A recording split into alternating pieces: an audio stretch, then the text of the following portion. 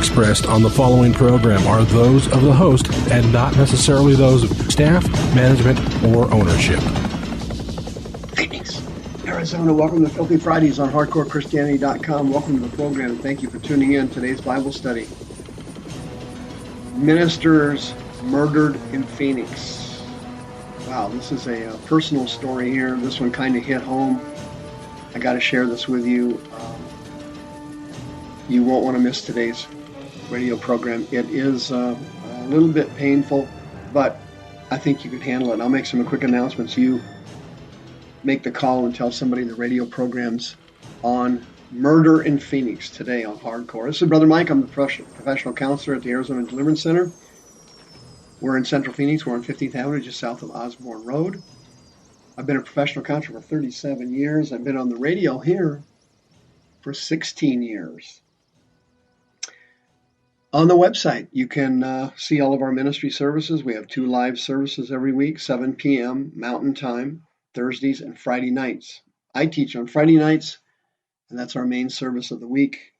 If you've never seen people get healed or seen demons being cast out of people, why don't you just come and take a look? You can sit in the back and check it out. God told you to come on a Friday night to get delivered and healed. You haven't done it. A bunch of stuff kept coming up. You've been procrastinating. You can't do that in 2019. You've wasted enough time. On the website, you can sign up for a free seminar. You can watch the services Thursday and Friday live. If you don't want to come see them in person, you can watch them on our YouTube streaming channel, 7 p.m. Mountain, 9 p.m. Eastern.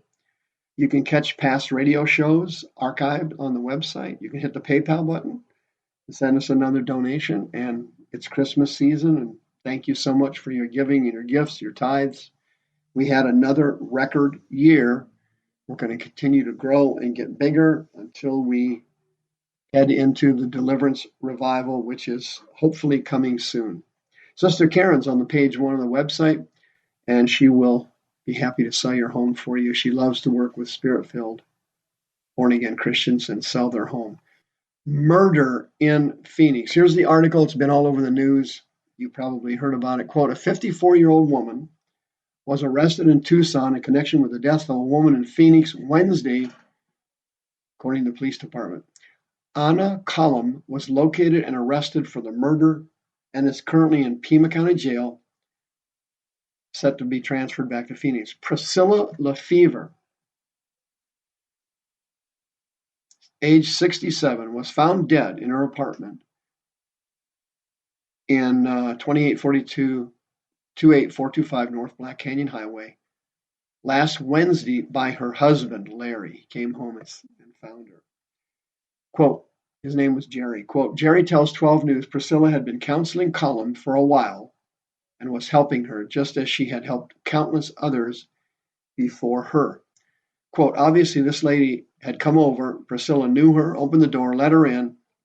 She was probably going to sit on a couch so she could go and talk to the lady, and she just got turned halfway to the couch, and the lady opened fire, I guess, unquote. That's what Jerry said.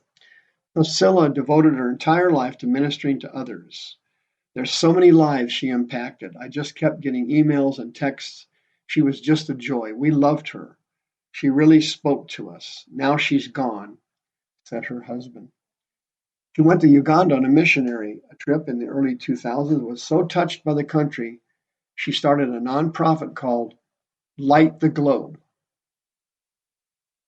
Through it, she built several churches and a school in the African nation and was thinking of expanding to other countries until her life was tragically cut short. Quote, there's no rhyme or reason to it. It's a sudden thing, such a terrible thing, and I'm trying to see some purpose in it because her life was all about ministering to people, unquote.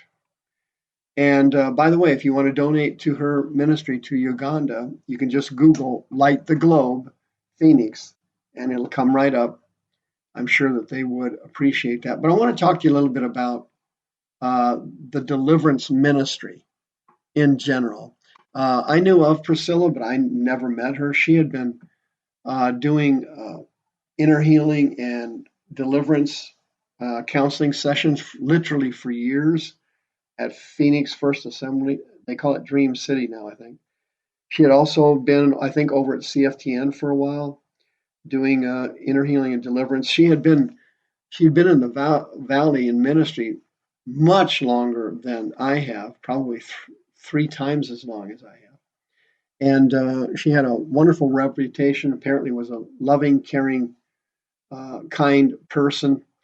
And what had happened was she had been working with a woman named Anna Collum, and she had been a victim of satanic ritual abuse and severe child abuse. Anna had visited our facility in May of 2018. I wasn't there, unfortunately, that day. I wish I would have been there so I could see her, but she came to our healing rooms and asked for prayer.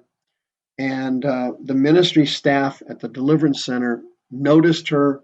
She was obviously extremely demonized and was partially incoherent, and she apparently was kind of wandering around. She was difficult to communicate with. She'd lost her temper during prayer a couple times. Then she left, and we had never heard from her again. Well, apparently she was also working with Priscilla, trying to go through deliverance and get rid of these horrible childhood spirits of abuse and these familiar spirits that entered her body when she was ritually abused. Here's the problem with SRA cases. These demons are incredibly powerful, and they all have connected to them a spirit of murder and a spirit of death. And these cases are extremely difficult to get delivered. And normally, private deliverance sessions and counseling is not sufficient enough for them to get delivered. And the danger of these type of clients is that, number one, you never allow them into your home. At the Deliverance Center, I keep myself separate from the clients in terms of my personal space. My home, my personal telephone number, I don't give out. I don't have clients come to my home, particularly clients that have severe childhood abuse and have extremely powerful spirits.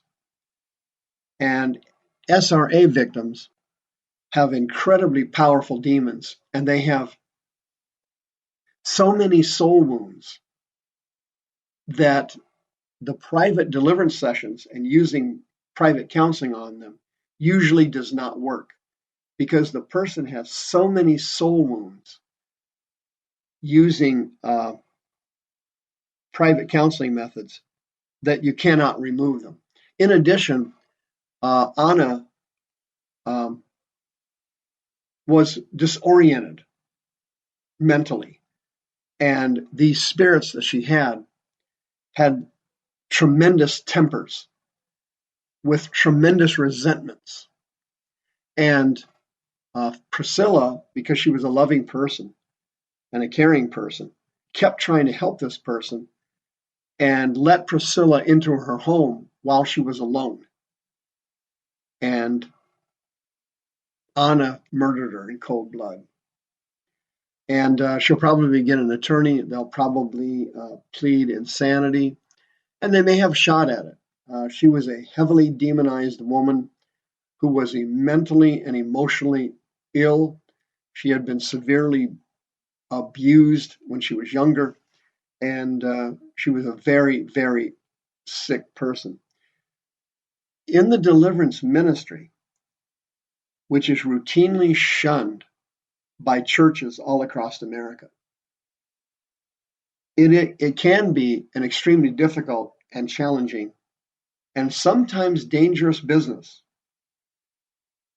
Sometimes very dangerous business. Sometimes people who have demons start to manifest physically. One night when I was at the House of Healing several years ago, a man started to manifest spirits.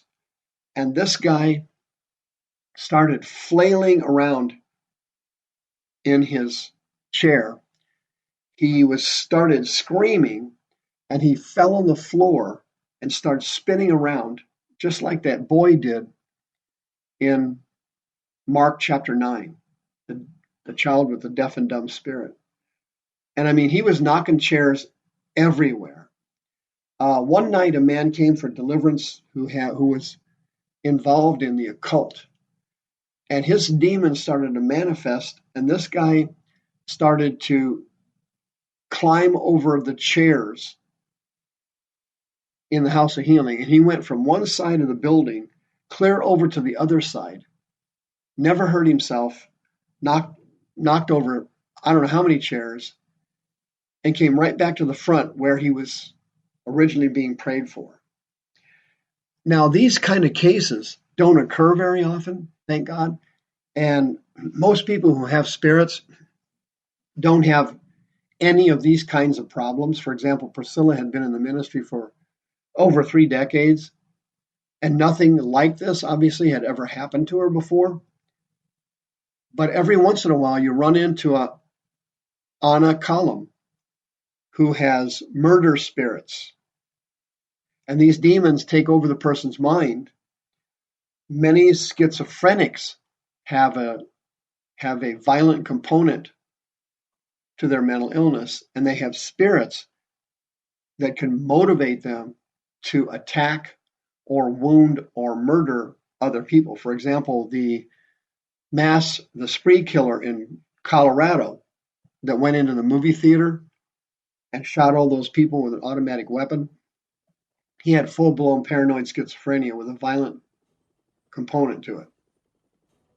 And these spirits in their brain tell them that these other people need to die and that they need to be eliminated and that they are hurting society and that they be doing a God, quote unquote, a service by killing them. Now, I don't know what Anna was thinking. We hadn't seen her since May of 2018.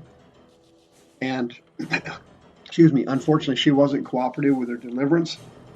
But the deliverance ministry has to be approached seriously and in deep prayer, and you must use a series of cautions when you do this kind of work. I don't know why this happened to Priscilla, but I do know today she's walking the streets of gold and is much happier than she's ever been. The views expressed on this program are those of the host and not necessarily those of staff, management, or ownership. This program was sponsored by Michael W. Smith.